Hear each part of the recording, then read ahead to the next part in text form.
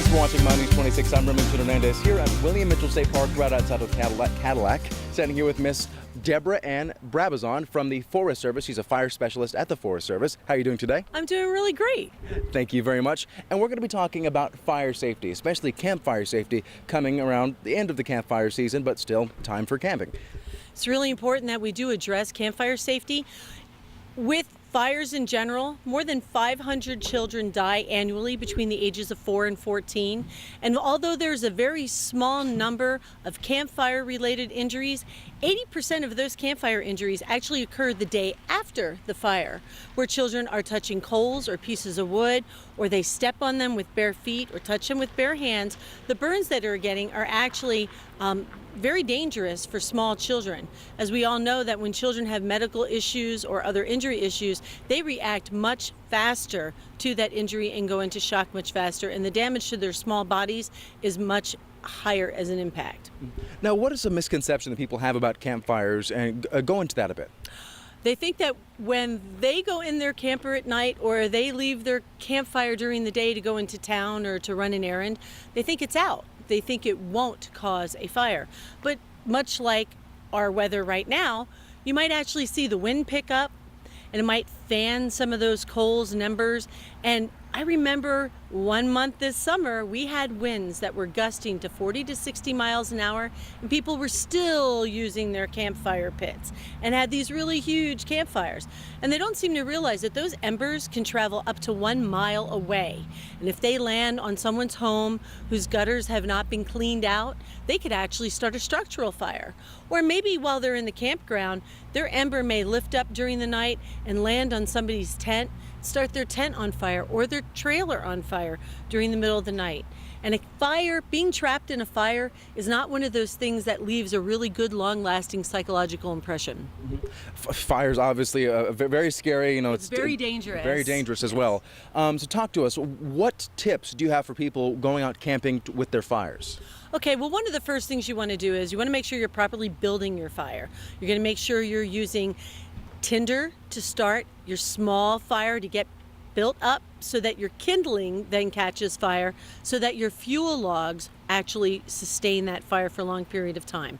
We don't want to throw any type of food in the fire if we're done eating. A lot of people like to throw their food in there, or if something drops off, they tend not to clean it out. Well, that's going to attract wild animals at night, things like raccoons, skunks, bears, and we don't want that in our campsite. The other thing we're going to want is that we're going to want to make sure our fire ring is a really safe distance, anywhere from 50 to 100 feet away from where we're going to be camping.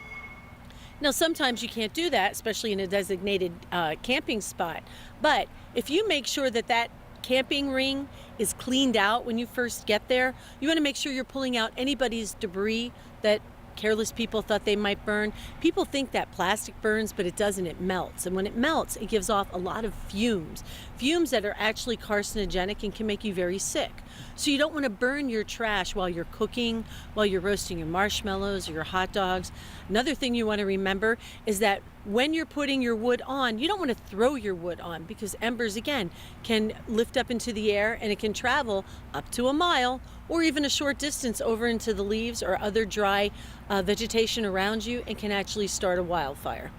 Something you might want to consider having next to you when you do go camping is you're going to want that 5-gallon bucket of water and your shovel, so that when you're done at the end of the night, you're going to scoop water on, not dump it on, and you're going to work that water into the campfire.